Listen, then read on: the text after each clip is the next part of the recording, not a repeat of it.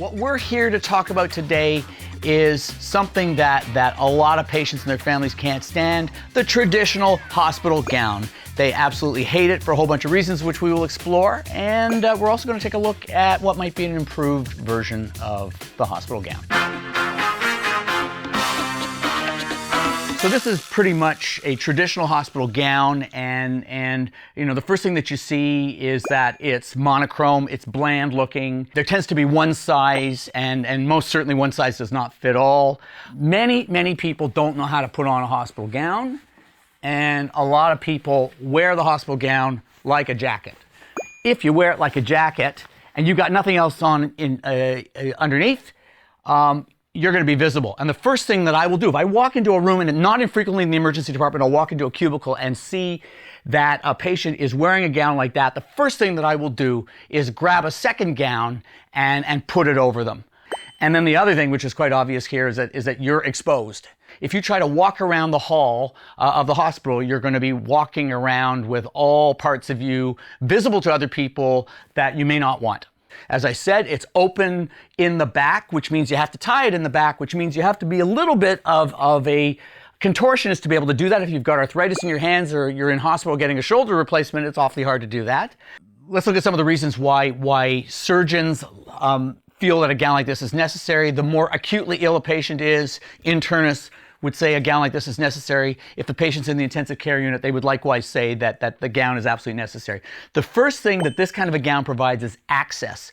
Why do you need access? Well, let's look at the arms here.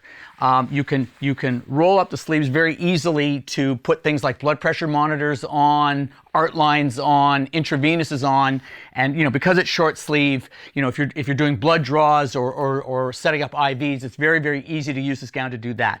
The second thing is, because there's no bottom to this gown, you can pull it up very easily with the patient underneath a blanket in order to put on electrocardiogram leads here, so you can measure, so you can monitor the heart. One more thing that's worth mentioning about the gown, the tie in the back means that, you know, if there's a flat out cardiac arrest and you need to remove the garment, it's that easy to remove it. The tie is important too. It's a string. You know, when surgeons are operating in the belly of the abdomen, they are using electrocautery, which is an electric current. And that electric current is needed to burn blood vessels and stop the bleeding, which of course is a very important part of the operation. When you have metal clasps, what happens is that any electricity that is conducted onto the metal clasp will heat up the metal and can burn the skin. So that's why metal clasps are an absolute no-no in any kind of garment worn by a patient in the operating room. So this is a new kind of design.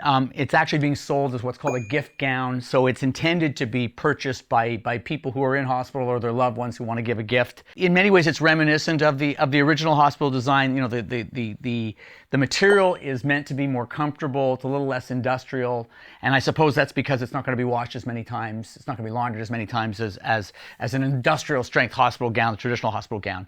The first thing that I notice here is that there are, on the left and on the right shoulders, there are shoulder snaps that can be detached, which will open up the arm. So that provides access, and that access could be for breastfeeding, could also be for attaching cardiac monitors, can also be for putting on a blood pressure cuff for measuring blood pressure or any other procedures that you need to do in the upper arm.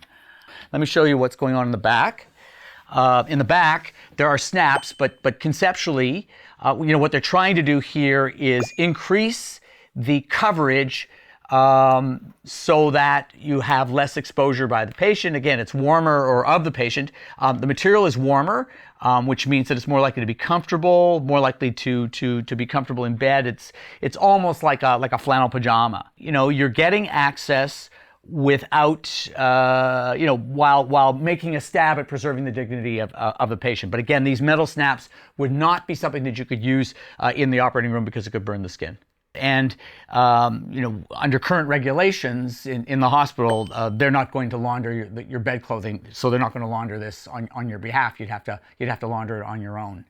The other main drawback of this kind of a more exclusive gown is that it's expensive. A gown like this would in a gift shop would probably cost about $50. I guarantee you that the more mass-produced hospital gowns, blue gowns that we see in hospitals would cost far less than that, and they're far more durable. They're meant to be durable, so they can be reused again and again and again. So that's the traditional hospital gown, and this is one of many designs of a newer type of more patient-friendly hospital gown.